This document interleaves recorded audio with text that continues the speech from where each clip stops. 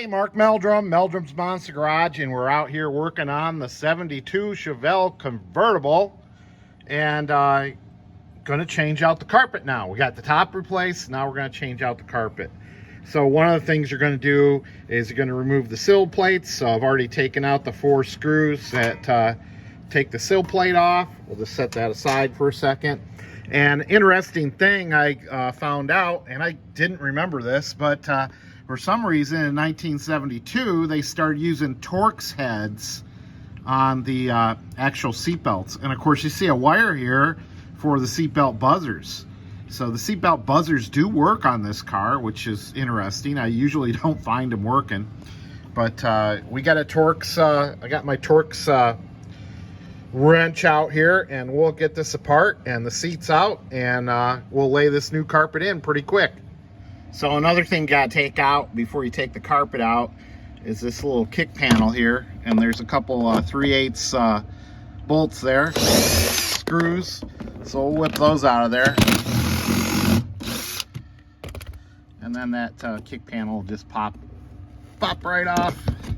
Sorry for the camera work here, but let me put the camera down and I'll get that pulled off. It's kind of stuck behind the vent there. All right, so there you go. We got the everything you need to get the carpet out of there. I'm not sure why there's a strip out of there. Maybe when somebody painted this car, they cut some of that carpet out. I'm not sure what's going on, but you can definitely see some red overspray here. So there's you can see the original color. It got a pretty good match. The original color looks a little more orangey than this red. But yeah, we'll pull this carpet out, and I got some new carpet in the house. I've been letting that heat up and flatten out, and we'll bring it out here. So we got the old carpet out, and it's on the garage floor here. I tell you, one of the big reasons I wanted to replace this, of course, being dirty and worn out, you can see that there's a hole right there. So that's no good, and same for the other side. It's just worn out right through. So let's get the new carpet out here. Found it kind of interesting. You know, you always wonder, you know, nuts, bolts, screws, what does the factory leave behind? And we're in the driver's well here, and it looks like there's a screw here. So I'm gonna dig it out there. So look at that. That's a screw. Maybe part of the convertible top, but I don't think it was ever put in the car. So it's interesting. I think I know where that screw went. You can see it right here, and here it is in my hand. Probably somebody on the assembly line just dropped the screw and said the heck with it, so they just popped another screw in there and left this one in for me to find 50 years later. Haha. So when it's the winter time and it's kind of cold out here in the garage, what I did was I laid the carpet in there, and I'm going to let that set in there with my trouble light, and my trouble light will heat it up to about 100 degrees Fahrenheit inside there, and that should be nice enough to help everything mold into place and flatten out. So we'll leave that like that for at least a day or so. So we'll come back to this project. Something interesting I want to talk about, and a lot of you guys have asked about the convertible top here, and we've got my other 72 Chevelle getting a new top put on right now, so that'll have a white top, and of course this Malibu has a black top. But I asked Jayson to save me the old glass here, and I want to show you something. This I guess these tops are called Robin. Robin is the manufacturer, and the glass is a slightly different size. So I'm holding the old glass on top of the new top, and as you can see, you know, it's a little bit wider, a little bit taller all the way around. And I wondered, you guys that are doing these, you know, restorations where everything counts, hey, is that something the judges look at? Did they look at the date code on the top, and did they look at, you know, is this perimeter the same as the original?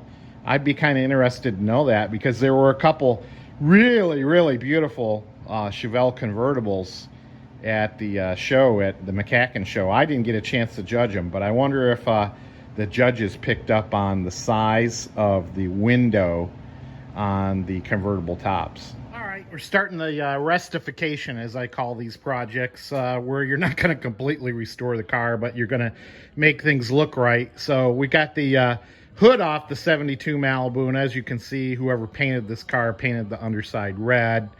I've scuffed it up. It's pretty smooth, and I won't worry about the center pads getting paint on there too much, but we'll squirt it with some satin black and make it look a little more correct, so when you open up the hood, this doesn't look like a rookie job. All right, it's been crazy out here at Meldrum's Monster Garage with the wind, and something just fell over and scared the crap out of me. But anyway, back on this back seat here in the 72 Chevelle. Of course, there's a couple notches over here that the seat sets down onto, and then there's a bolt here and a bolt over here that keep the seat secure to the back. And then the seat's going to slide in and kind of go under there and then clip into this little clip here. Okay, so that's how that's going to work. We've been trimming things up, and have a good pair of scissors. I bought this pair of scissors at Harbor Freight this week, and I'm telling you, they are sharp. They are really nice. They're heavy duty for cutting this carpet, and yeah, they cut fingers too, so be careful. Maybe something that you guys don't do, but I do. I use a soldering iron, and that's how I cut my little flaps or holes. I just use a soldering iron, and as you can see, maybe not done by the factory that way, but I got a little flap there so I can fit the seat bolt in when I get the front seat in. And then it kind of, when you make the hole, it kind of burns the edges back so it keeps things from fraying. And of course, you got seatbelt buzzers that you got to hook into these seat belts. I've got some new seatbelt covers on order from Ground Up. I can see that the flap is broke off here, and there's some scratches in there that you'll never get out. And then, of course, on 72, you do have a Torx head bolt that's going to hold this down. So, another thing I've been running into are these little seatbelts on 72s. Man, they've been, I don't know what the deal is. They're breaking or whatnot, but I got one from Brian, and it had a crack in it, and then the more I moved it around, it kind of lifted on me. So, and as you can see, I've got parts missing on this one. So if anybody knows where to find rebuild kits for these little tiny belts, let me know. I haven't been able to find them. But got the rest of the carpet kind of laying out. It's laying nice, and yeah, we'll just keep going and get everything together. All right, so there you go. Got the new top on. We got some new carpet in the car. We still got some details to work out. I've got some new sill plates on order. I just got those set in there. I'm going to have to work on those seat belts. I don't have all the right pieces for them, but yeah, at least we don't have any gross carpeting in there, and got all the mice stuff out of the car, and it'll smell a lot better. I put some bounce dryer sheets up under the seats, so the mice hopefully stay away. But yeah, that's pretty good for some restification on this 72 Chevelle. Daddy helped me take the hood off the other day, so now I'm debating, should I pull this engine out and get all new seals for it, or should I just leave it as is?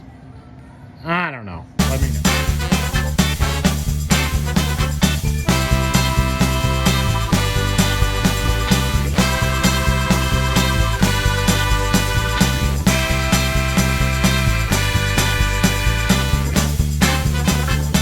Just got the convertible back from Jayson's Interiors at Jayson's Customs Interiors, and it looks absolutely fabulous.